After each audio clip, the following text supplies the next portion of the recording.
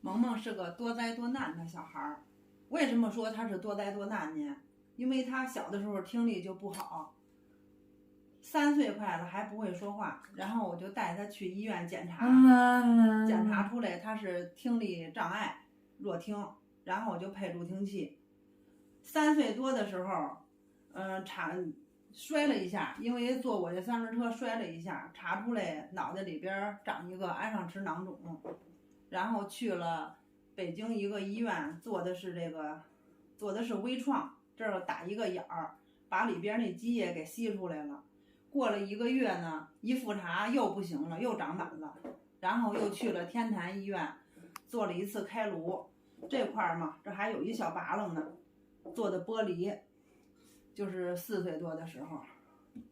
等到12、13岁的时候呢，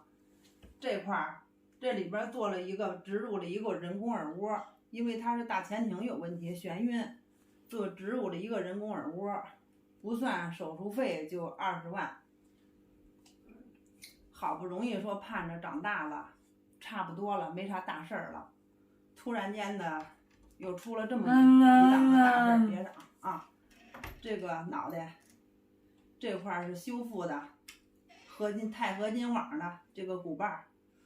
这一块呢是别动啊，别动，这一块是安了一个进口的一个泵，它这脑脊液呢从这儿通着这个管儿到这个肚子里边给它消化掉。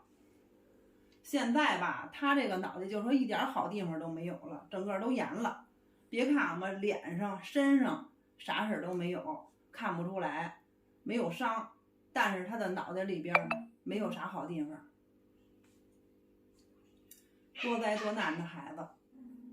长这么大真的是挺不容易的。到现在呢，孩子还是受罪，我呢也是跟他受苦受累啊，别长。